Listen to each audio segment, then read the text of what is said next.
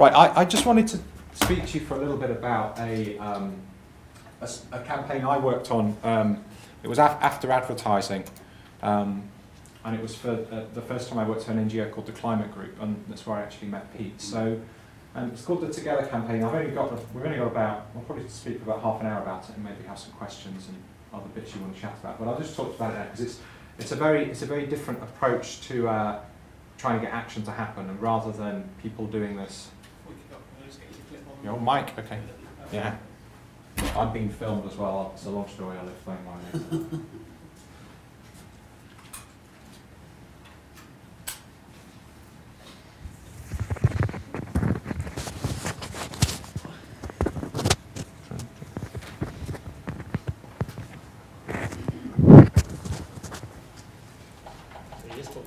Is that okay? Is that working? Yeah. Okay, great.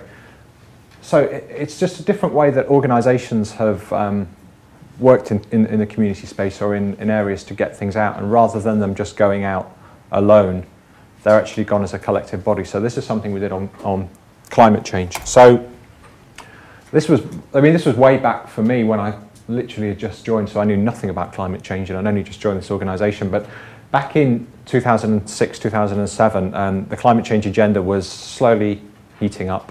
And there were some big summits about to happen, and Tony Blair was Prime Minister at the time, and he was very passionate about this issue. And he in Downing Street brought together a bunch of organisations from banks to the BBC to the Church of England to BP and lots of organisations together, and said, we need to try and do something together.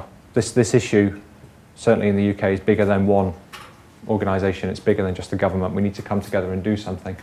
And the NGO I worked for, called the Climate Group at the time, were at that meeting and said, well, we'll go away and have a think about this, because Tony Blair was saying, look, come and do something for us. And we then spoke to a lot of those businesses around the table and organisations, and they wanted to do something as well. So this was before Marks and Spencer's came out with Plan A, or HSBC had something called the Climate Partnership, which they were working up to launch, but no real brands were doing anything on this, and the brands were worried because they said, well, look, we don't really want to go out just by ourselves, because what if it doesn't work? We actually need to all do something. We all need to try and do something together, but in our separate ways. So we went away as an organisation, and the guy who founded the Climate Group did, and came up with this campaign called Together.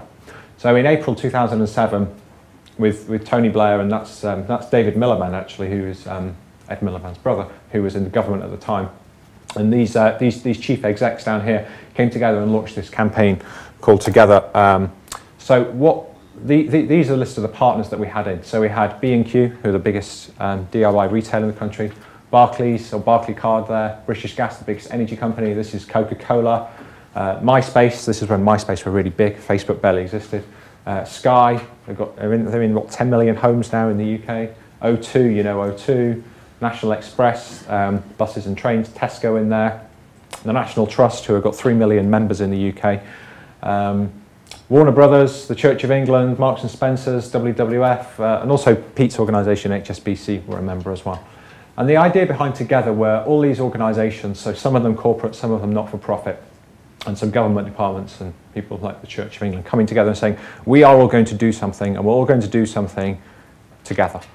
And we're all going to promote basically products and services to our customers and to our members to help them live more sustainable lives. So we're not just going to put an advert in the newspaper and tell you to turn the lights off if we're Tesco. We're going to help you do that.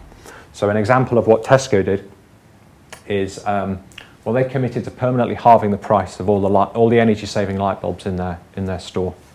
And they committed to doubling the space on the shelf. And they committed to growing sales from 2 million a year to 10 million in 2 years. And they achieved that by all the great things Tesco could do. And this is one set promotion they did. So they sold light bulbs for a penny. And this was a press ad that they did. And you can see our little logo in the corner that we made people use. So Tesco said light bulbs, if we can get people to switch their light bulbs, you can save about, it's about £60 a year if you change your light bulbs in your home to energy saving ones. So that was the big message around. Actually, it's really cheap to do it, and it saves you a lot of money. Another example from British Gas. So British Gas are the biggest energy company in the UK, and this is an ad that they ran. around an energy report. So you could go online, and this was back in 2007, so not quite as slick as it is nowadays, but you could go online and you could input stuff around your home, how many rooms you've got, what your energy bills are, who lives in it, what type of insulation you've got, and it would give you an energy rating between a sort of A to G that you may have heard of before. And then it would then recommend things you could do in your home around insulation or a new boiler or whatever it may be, and special offers and discounts for you to do that in order to improve that energy rating and essentially save you money. So that was just two of them. B&Q worked on a big promotion around insulation. So we're selling big rolls of insulation and half the price of all of those. O2, the mobile phone company, they brought out what is now called Simplicity, which basically was every mobile phone you have has a carbon footprint. It was about 7.5 kilos of CO2, and they said, well, why don't we'll still sell new mobile phones, but why don't we encourage people to keep their old handset? And they brought out SIM-only tariffs. So I know SIM-only tariffs are quite common now, but again, back in 2007, that's quite a new thing. So they brought that out. National Express run coaches, the biggest coach provider, and buses and trains all over the country, and what they did was have special promotions and offers to try and encourage people out of the car and onto the bus, or out of the plane and onto the train. So that was one side of it. Morvan, who were part of RSA, the insurance company, came out with a product to incentivize people who had fuel-efficient vehicles, and they offered special discounts for their car insurance. What they also did was they had these clever telematics boxes. So again, back in 2007, this is like dinosaur age to us now, but it was a little box you could put in your car, and it would monitor your driving behavior. So it would look at how you rev when you're changing gear, how you apply the brakes, how erratic or how smooth your driving is, and how kind of eco-friendly. And there was a little box in the car, and then you could plug the USB into your computer, and it would give you a personalised report on your driving behaviour. So again, why is a car insurance company doing that? What can they do in the sort of fight against climate change? Well, they wanted to help people, give them the information to help them make smarter choices. So quite a clever bit of technology there. Another one, which I think is up here, Marks and Spencer. So they're the biggest clothing retailer in the UK, and I'm sure you've all heard of M&S. What they did is they re-engineered a lot of their clothing, which is the area where they said we can have the biggest single impact on people's carbon footprint is through the washing of their clothes. So it's not actually the buying and the manufacturing of the clothes that causes the carbon footprint, it's when we wash them. Because people typically wash their clothes at very high temperatures and just chuck them in the washing machine, washed it at 60 degrees. And it's that heating of the water and the energy to spin the tumble dryer in the washing machine that have created all that energy. So they re-engineered a lot of clothes, and then what they did, and I know it sounds like a small thing, but they changed all the labels in all the clothes that were possible. So everything apart from, I think it was sportswear, baby wear and underwear, basically anything besides those can safely be washed at 30 degrees because the washing powder's a lot better and the machines are more sophisticated, so it works. So they added this label on all of their clothes, and this is a huge retailer, right? So you've got them doing that, and you've got the FMCGs who are selling the Persil and the Bold or whatever, telling you to do it as well. So another big brand helping you do something, again, to reduce your carbon footprint, which was a big thing at the time, people were very interested in it, but also to help you save money. So that's just an example of some of the things that the organisations did. What was important to us, as I mentioned, was it wasn't about telling people what to do, but it was these brands wanting to help people do it. And hopefully by those examples you've seen, it was more of a facilitation thing rather than a turn your lights off, don't drive your car, stop eating meat, don't fly. It wasn't that don't do. It was a how can we help make it easier, cheaper, or more appealing for you. One of the other areas that when you look at the consumer research, people had a lot of problems with was, well, I might do my bit, but what does that mean? It's tiny, it doesn't mean anything. So what if I turn the light off here and I don't get a new mobile phone? What does it add up to? And we were very conscious of that. So what we wanted to do was find a way to demonstrate to people that the small actions they were taking collectively added up to make a big difference. And we had this thing on our website. So the campaign was called Together. The website was together.com, which we still have, but it might become a dating website at some point, I'm not sure. But on together.com, we had this thing called the Togetherizer here. And what we were able to do was we knew how many light bulbs Tesco sold, or Tesco did, every single week or every single day. So what we did, we asked Tesco to give us the weekly sales data of their light bulbs. B&Q gave us the sales of their loft insulation. O2 gave us the sales of their Simplicity tariff. Sky reprogrammed their boxes so that they switched off when you weren't using them. They gave us the data for that. We then worked with an organisation called the Energy Saving Trust, who could then turn each of those into a carbon and a money saving. So as I mentioned earlier, the money you save from switching your light bulbs, there's a known carbon saving, there's a known money saving for it. So we just multiplied the two by each other and came up with this thing called the Togetherizer, which basically was the collective amount of CO2. So at this point in the campaign, when I gave the presentation, everyone in the UK, we knew that it wasn't a pledge. People didn't say, yes, I will do that. We know they bought and interacted with that brand to do it. So we knew this stuff was happening. So at that point, we were at 1.6 million tonnes of CO2. Now that's 1.6 million tonnes of CO2. Now the average carbon footprint of us is about 10 tonnes of CO2. So 1.6 million tonnes of CO2, is quite a decent amount of action voluntary from people involved with those brands and with those products.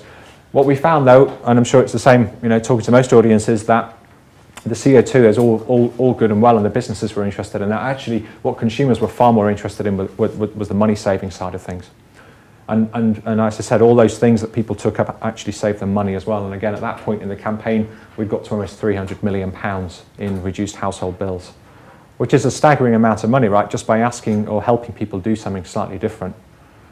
And this for us is a real demonstration that collective action on a small scale can really add up to make a big difference. So that was an important part of our campaign. One other thing that we did, which was quite exciting, was these businesses, so the HSBCs of this world and the Barclays of this world and the Tesco's of this world, they do, as Pete said, get together and have a good chat, and we had to get 10 big brands around a table every 3 months to talk about the campaign. Now when you ask them to try and work together, it's not in their DNA, because they're either competitors. So Tesco compete with O2, Tesco compete with M&S, Tesco compete with HSBC because they've got banking products. The Tesco are kind of compete with everybody kind of world. But what we wanted to do as much as possible was try and get people to work together. Maybe not total collaboration, but at least on the same issue at the same time, so that we had a constant push. So we did this piece of work on, again, energy saving light bulbs back in 2008 was quite a big thing. And in 1 month, we managed to get 6 million light bulbs into UK homes, and we did that through a number of things. So Tesco did a buy one, get one free in all their stores across all the light bulbs they did.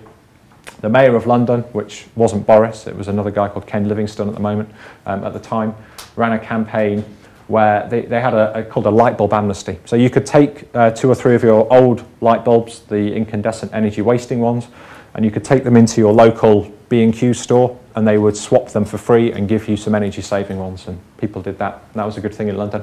But the biggest one we did, and this was the biggest giveaway, the Sun. So the Sun newspaper, the biggest newspaper in the UK, has a circulation of, I think, 1.5 million and a readership of 3 million. So it's in many people's hands every day. The Sun gave away 4.5 million light bulbs in 1 day. In 1 day. So with your copy of the Sun, you got 2 free light bulbs.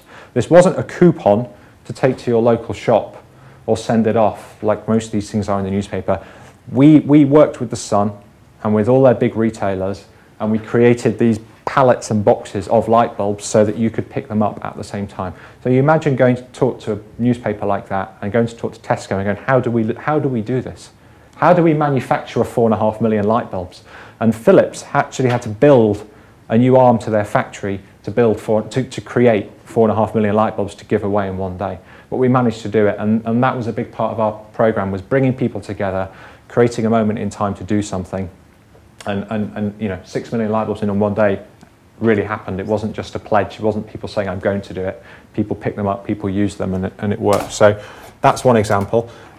The other one, which I think I showed you guys last time, so we wanted to just make it also a little bit light-hearted and not doom and gloom and polar bears and penguins and protests and the world's going to die. So we wanted to have a bit of fun as well. So we created a campaign called Energy Wasting Day. Did you guys see the video I showed last time? Right, I might show it at the end if we've got time. But we created this fictional character called Dan Power, and we thought, right, April Fools, there's all types of jokes going on April Fool's Day. Why don't we do something with climate change, but we'll do it in a kind of fun way? So this guy, Dan Power, who's a friend of ours, who's an actor, and we wrote a script where basically he became a kind of anti-climate hero. So everything he did was around wasting energy, and we created this. April the 1st is Energy Wasting Day, and we created for, and we spent about £10,000 making this video, about a minute and a half, and we spent about £5,000 seeding it on the internet. And we got 500,000 views worldwide in the run-up to April the 1st on climate change. And big parts were people like Yahoo, MySpace, Facebook, which was still quite young at the time, you know, and people sharing it and seeing it and enjoying it. Twitter didn't exist, by the way, when we first did this, just to show you how long ago it was. So we turned it all on its head, and you know, obviously it was an April Fool, and we explained why, but that was the joke, is come and join us and waste as much energy as you can on April the 1st. It was so successful in the first year, we repeated it with the same character the second time, and we actually made a music video around wasting energy, and he had kind of sexy girls dancing for him, and we produced a single and we sold it on iTunes, and he had his own Facebook fan page, and you could buy the t-shirt he was wearing, and we tried to do all the kind of integration of media, which obviously you guys kind of learn about. So in a very small way with a small budget, we had a bit of fun as well along the way. I'll show you the video later on.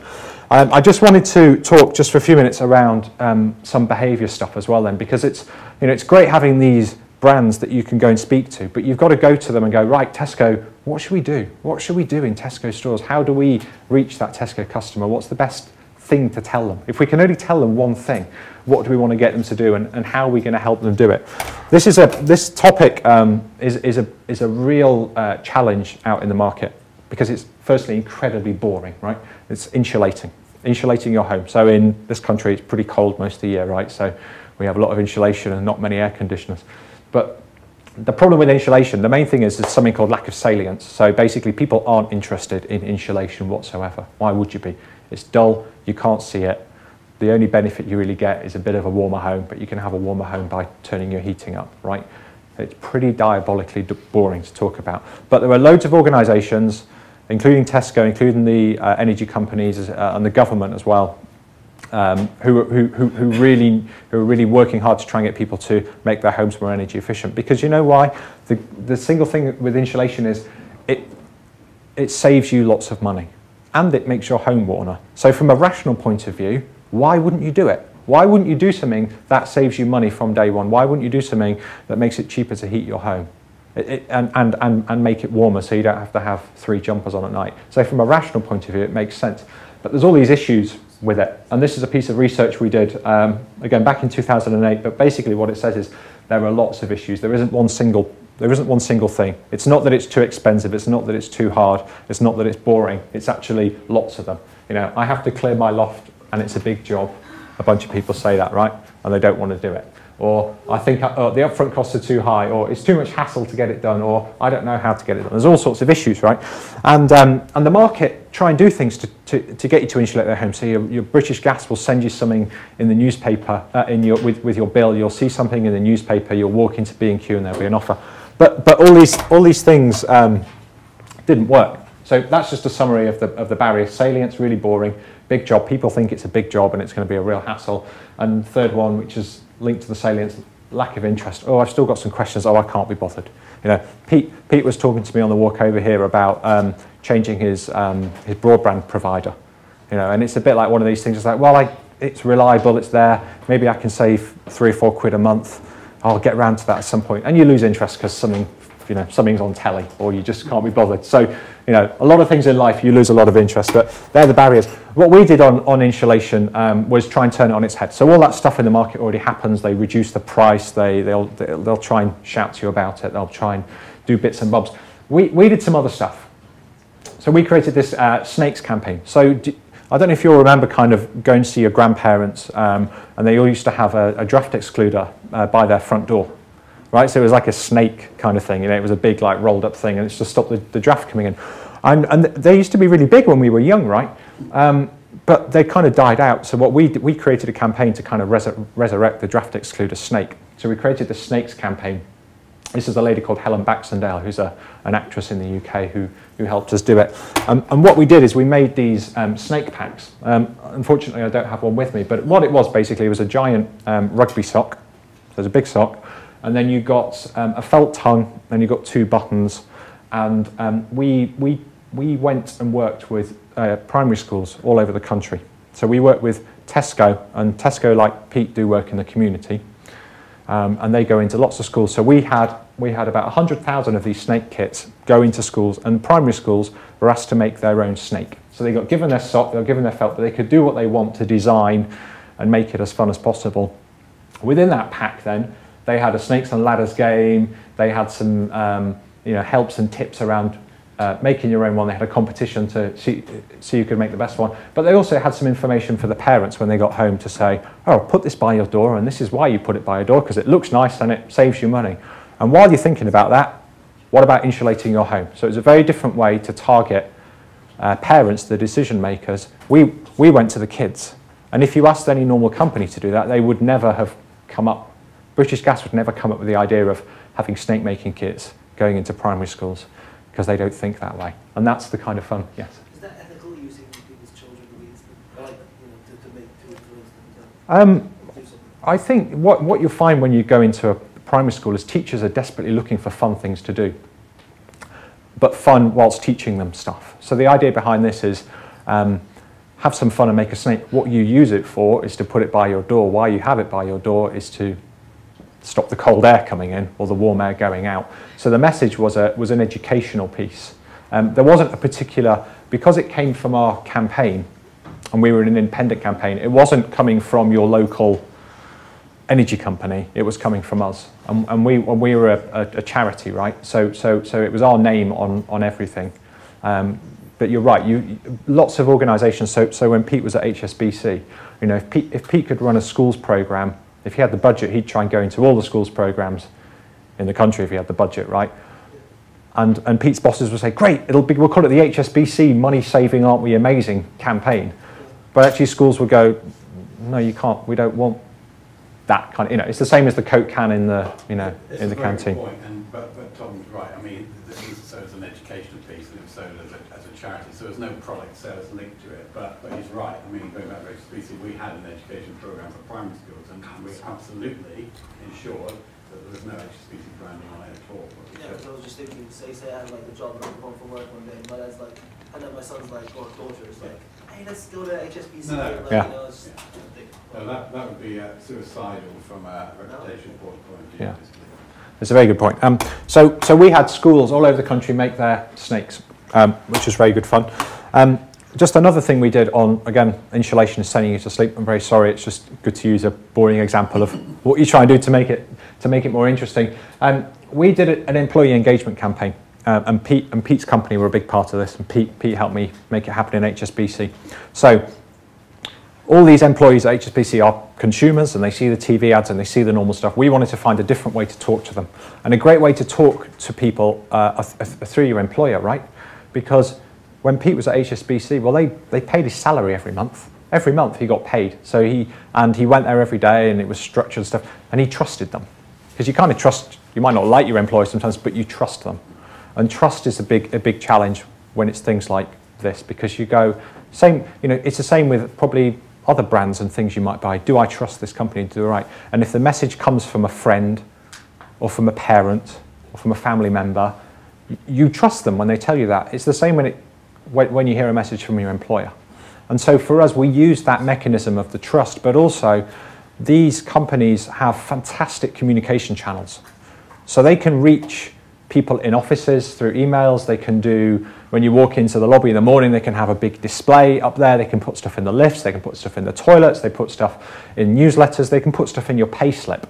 They put stuff, so they can reach people in ways that traditional channels of communication simply can't do. And the great thing is they can do it at kind of no cost either. So you're not having to pay a lot of money to do this. It already kind of happened. So what we did is we created an employee engagement campaign called Hug Your Home. And the Hug Your Home was all around, wrap it up in insulation, keep it warm, save you money. We then worked with an energy company to come up with a special offer. So it was a discounted offer, best price in the market, basically, cheaper than anywhere else. And it was an exclusive offer for the employees of HSBC, Aviva, the insurance company, Accenture, the management consultants, and with Sainsbury's supermarkets as well. So we worked with those 4 companies. We created them a little microsite with a little video on why insulating is good and keep your home warm and snug, and the whole branding around it all. And each company, that's Accenture's version, each company had their own branded version and their own copy and information.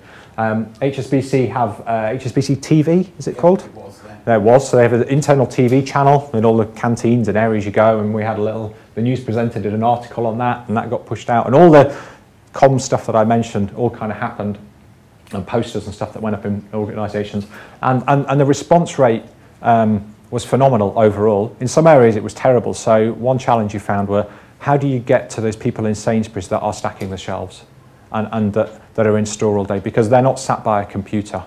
And actually they've got 1,001 things to do, and they're customer facing, and the staff room is, got all sorts of posters up, and they're very hard to communicate to. So some audiences are very difficult to reach. Others, and it's same with HSBC in the retail branches.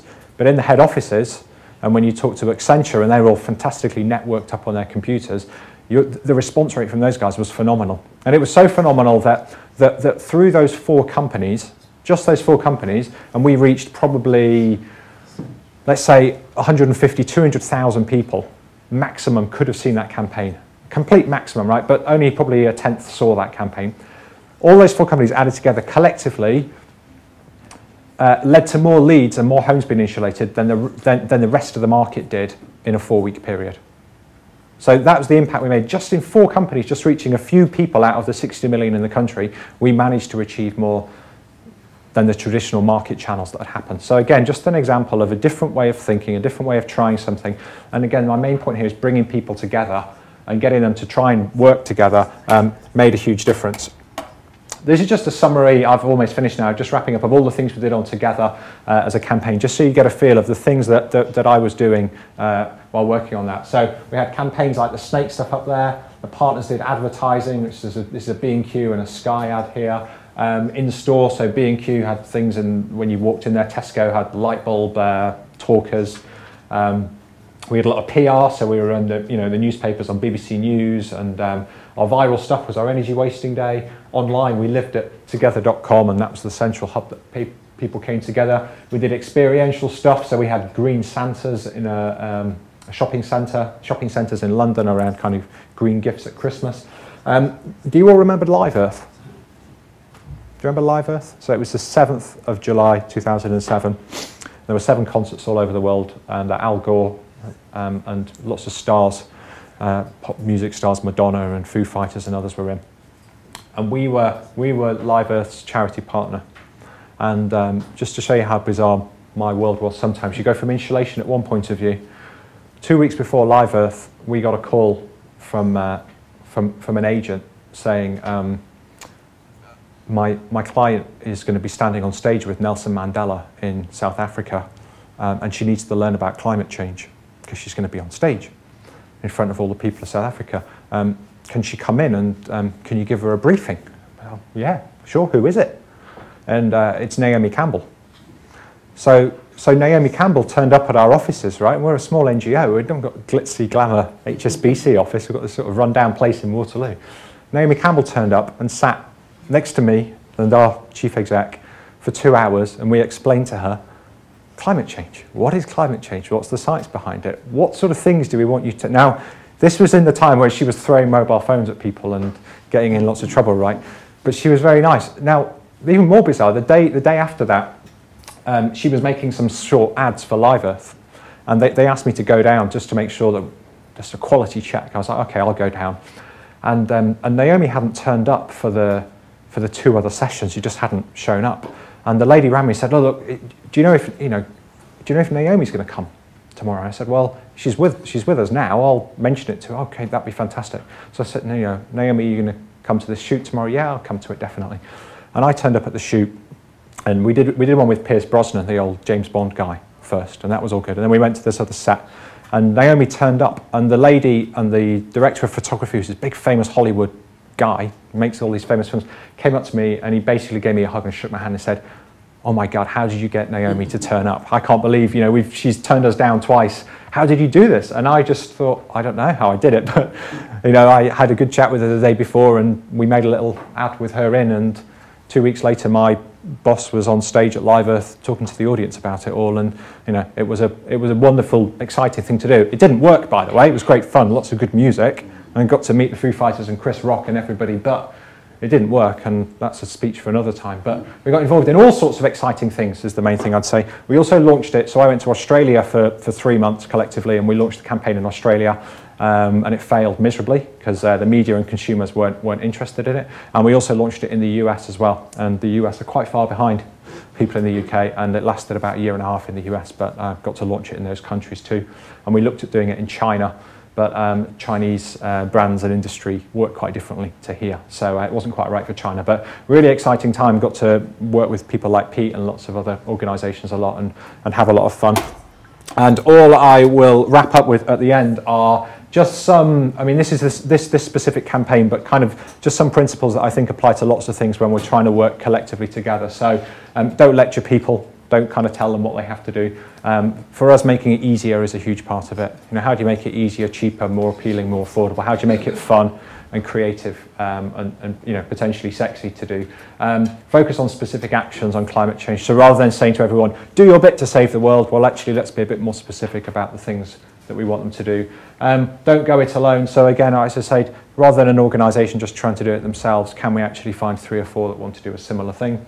Credibility is a big one, and as Pete's talked about in his whole speech about the HSBC community work, ensuring you go out with the right message, looking for the right outcome, with the right sort of investment, working with the right partners, and choosing the right issue as well. Choosing an issue that's relevant to your organisation is also a big question that organisations have. So building credibility is an important one. A corporate stance isn't good enough. So one battle Pete and I had, and this is one that he fought for, but it was a difficult one, was HSBC at the time said, we've got a green bank account. We've got a green, what do you mean by a green bank account? Well, we don't send people paper. It was paperless bank account. And at the time they called it a green bank account. And we said, well, that's fantastic. I mean, sending them less paper means that it costs you less money and they're not going to rip it up, put it in the bin. I'm not sure that's genuinely a green bank account. And what we did is we had lots of detailed discussions with big organisations and the energy companies the same as Tesco, and said, well, actually, if it isn't good enough, we don't think it's credible enough, then we won't let it into this campaign. So as an NGO, you've got to be very kind of, if you want your credibility to be there, you've got to be very strong around what is in and what is out, and having a good, a strong line between the two. And I think the bottom one is important, show progress. So let's show people that the small things they're doing really add up. And that continual thing of we're doing it, it's building momentum. You know, look at things like the Coney campaign, and you see that, you can see the progression, you can see how many people have viewed it and passed it on, and how many people have joined it, or whatever it may be. So that progression is a big important part of it. That's kind of it for me. Does anyone have any specific questions on that or Pete's chat for today? No? All right. Good stuff.